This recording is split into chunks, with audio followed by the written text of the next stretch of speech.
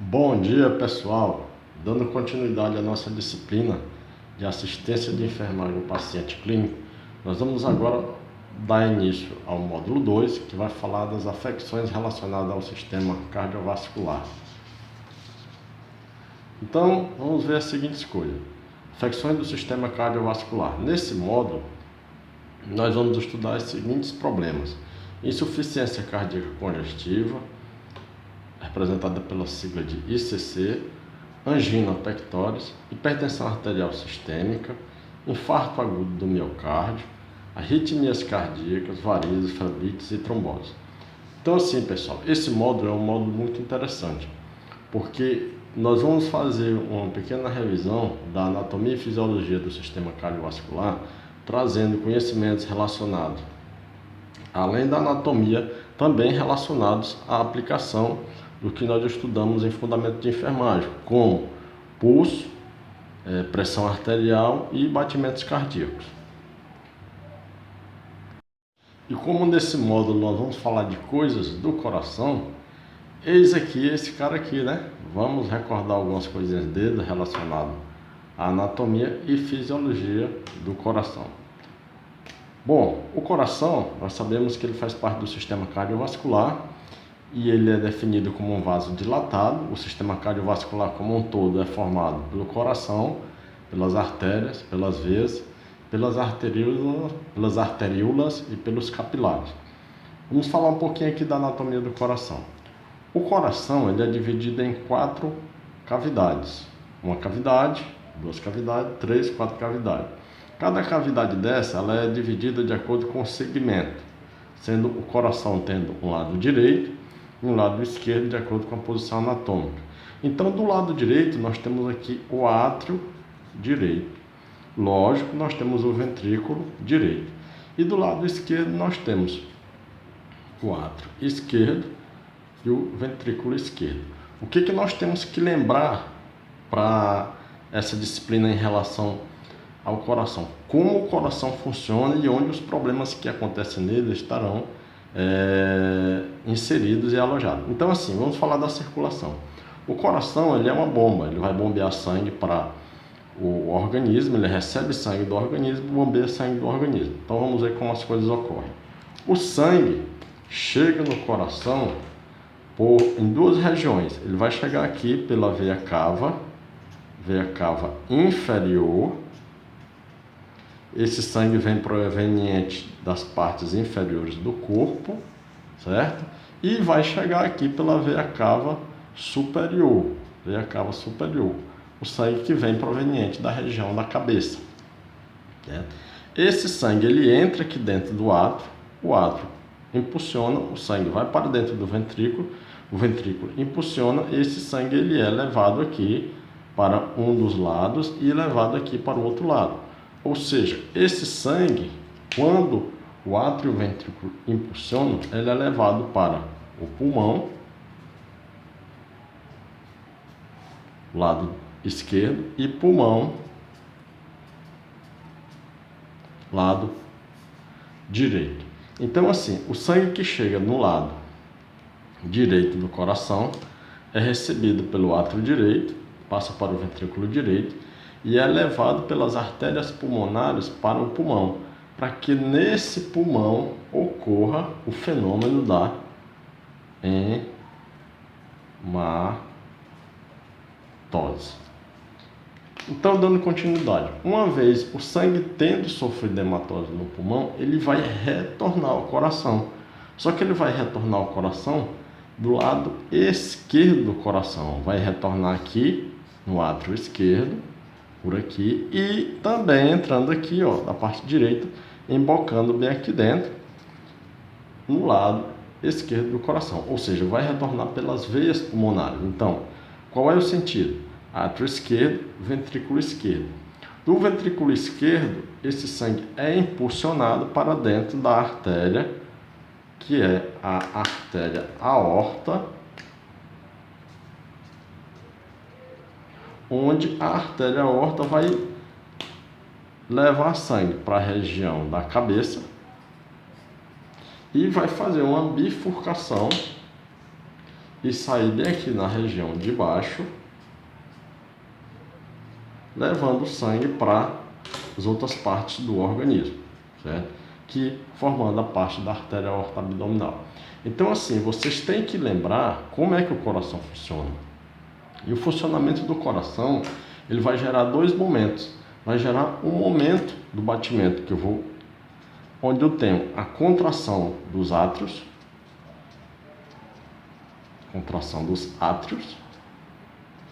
que eu vou gerar uma determinada pressão, e outro momento onde eu tenho a contração dos ventrículos, que eu vou gerar uma outra pressão. Então nós vimos que a contração dos átrios gera a pressão diastólica. E a contração dos ventrículos gera a pressão sistólica. Então assim, pessoal, essa anatomia e a fisiologia do coração é muito importante porque nós vamos falar de afecções relacionadas ao coração.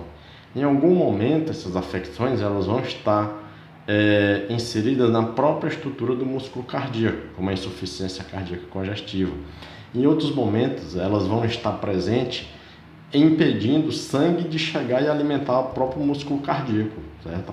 De alimentar o miocárdio, como no caso da angina pectoris, do próprio infarto agudo do miocárdio.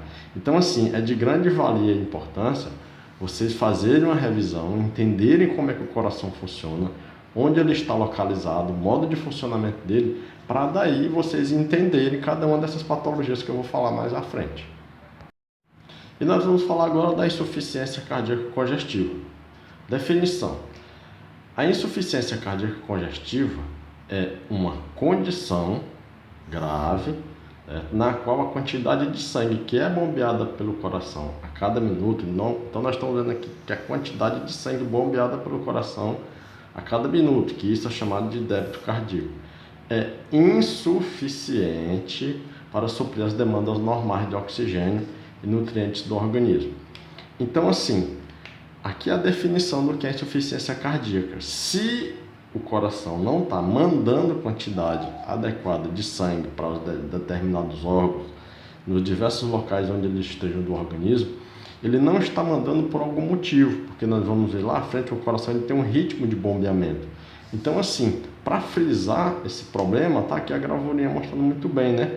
O coração, na insuficiência cardíaca, a palavra que traduz muito bem isso aí é chamada de cansaço.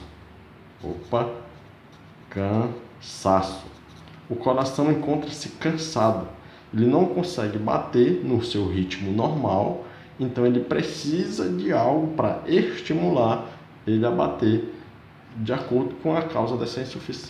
De acordo com a causa da insuficiência cardíaca. Então nós vamos ver que a causa da insuficiência cardíaca, muitas vezes, ela é uma das outras doenças nas quais nós vamos estudar. Pode ser uma hipertensão arterial, né? Pode ser uma própria dificuldade do sangue chegar ao coração, incorrendo um infarto agudo, né? Pode ser problemas circulatórios em geral, os quais nós vamos estudar mais à frente. Agora nós vamos falar um pouquinho aqui de débito cardíaco. Bom, vocês viram que o débito cardíaco ele é definido como a quantidade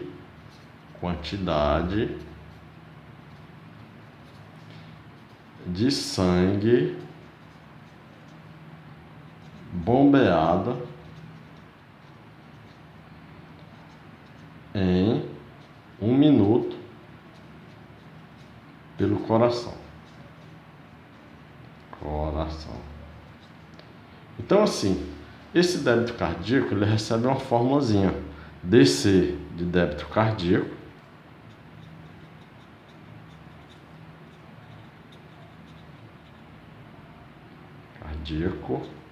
FC de frequência cardíaca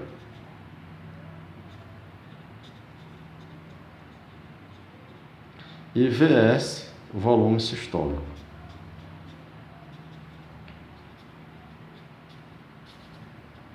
Então vamos entender o seguinte: não precisa vocês ficarem preocupados quanto à memorização dessa forma e não vai necessitar vocês fazerem isso.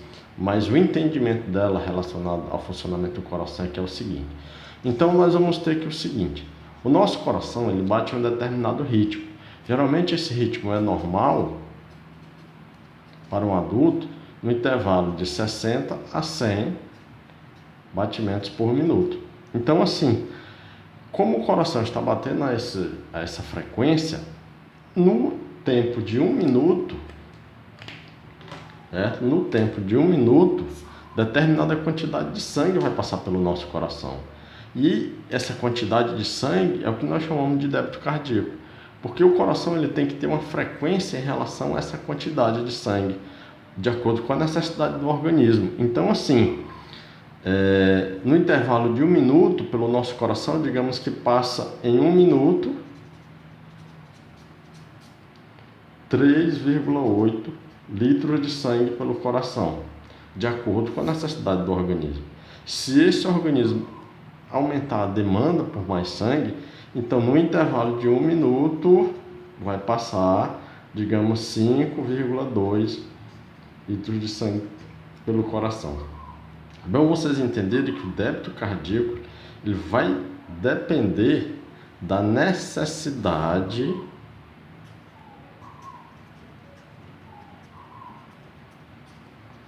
de oxigênio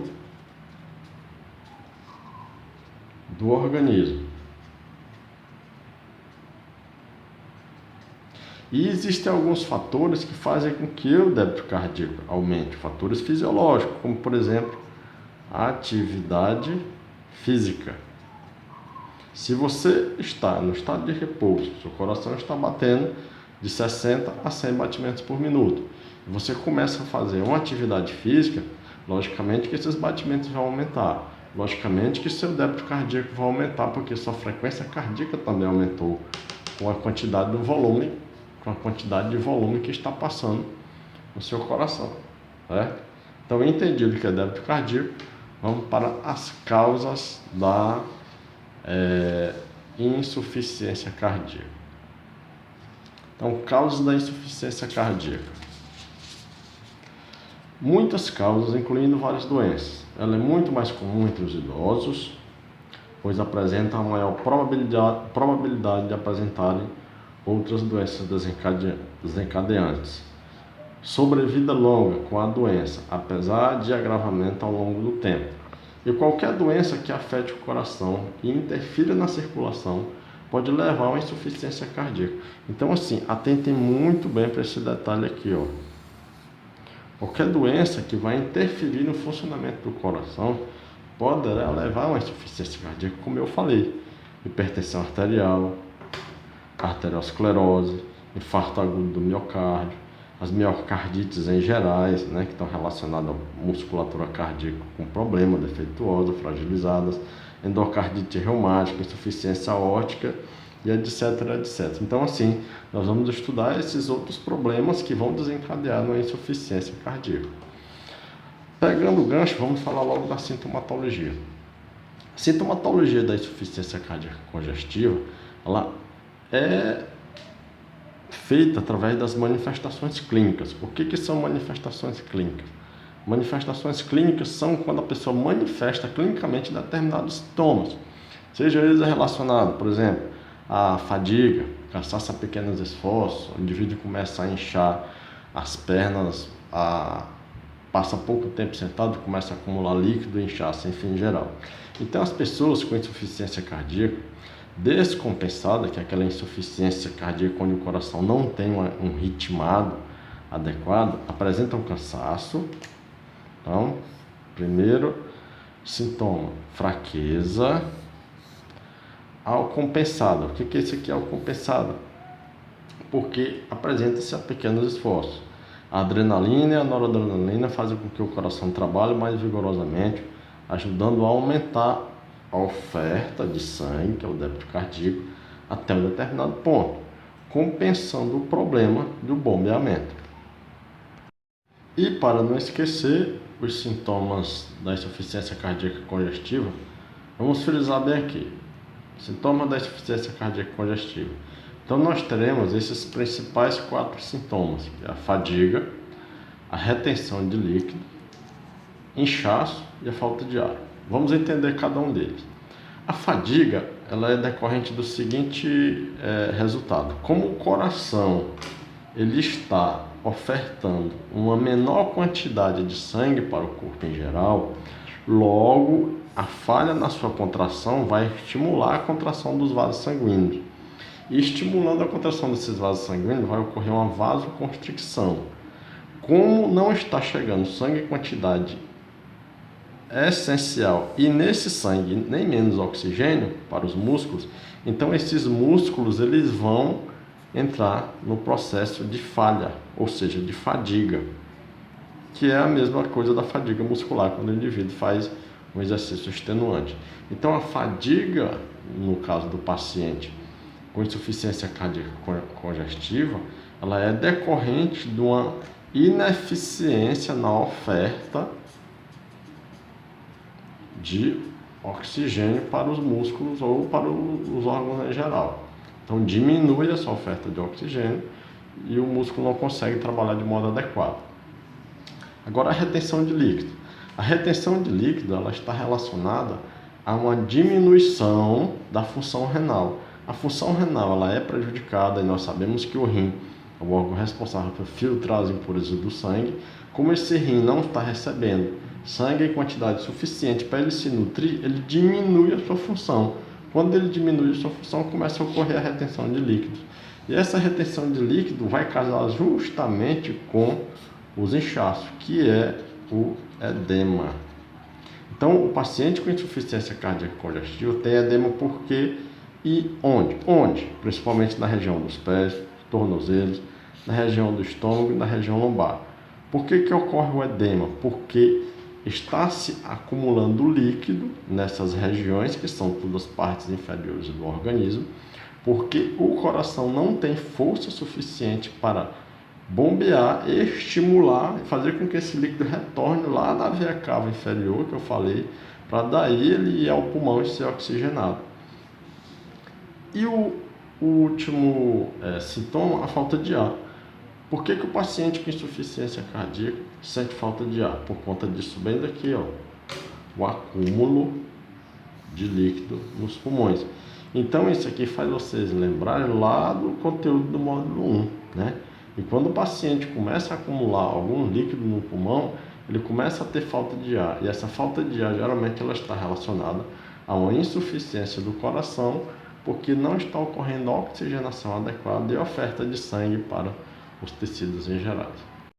Uma vez o paciente apresentando aqueles sintomas que foram referidos lá, nós vamos para a parte de diagnóstico.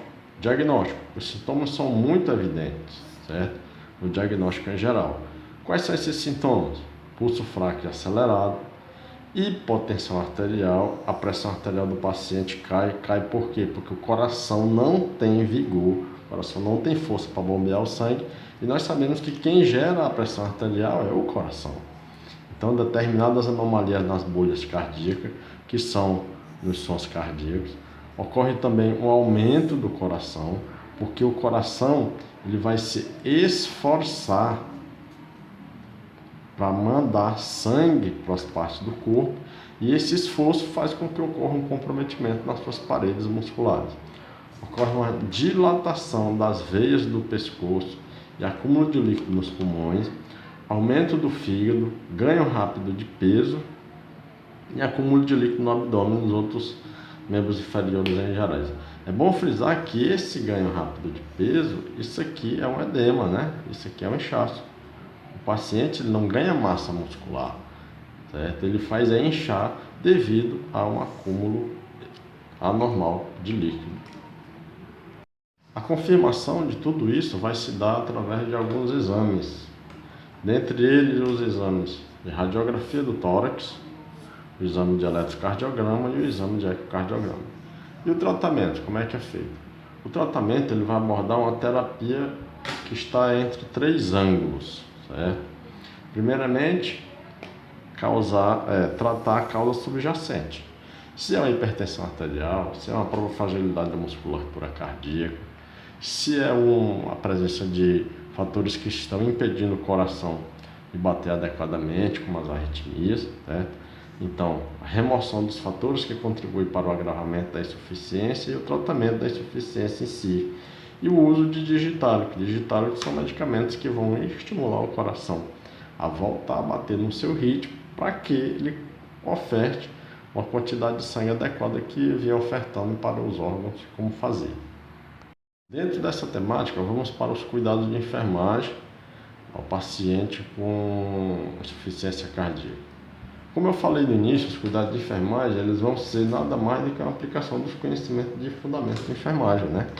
Onde o primeiro cuidado que nós vamos ter é esse aqui, monitoramento da ingesta e excreta do paciente a cada 2 horas. Colocar o paciente na posição de Fowler para facilitar o processo respiratório, que nós vimos que na insuficiência cardíaca o paciente ele cansa muito rápido, porque o pulmão está acumulando líquido. Monitoramento da resposta ao tratamento diurético, porque o paciente vai tomar medicamentos que são diuréticos, medicamentos que vão estimular a eliminação de urina. Avaliar a distensão venosa jugular, com a presença de edemas periféricos, administrar dietas hipossódicas, promover restrição hídrica, ofertar ao paciente a quantidade de água somente que é recomendada pelos médicos, proporcionar conforto ao paciente, dando apoio emocional ou psicoemocional, e manter o paciente em repouso, observando o grau de atividade que ele poderá se submeter, vendo que ele não vai apresentar cansaço a pequenos esforços, e explicar antecipadamente os esquemas de rotina e as estratégias de tratamento. Como bem incentivar e permitir espaço para o cliente exprimir seus medos e preocupações. Bom, pessoal, existem outros cuidados de enfermagem que o material elenca, mas eu não coloquei todos porque senão se tornaria muito extenso a leitura e como também o vídeo.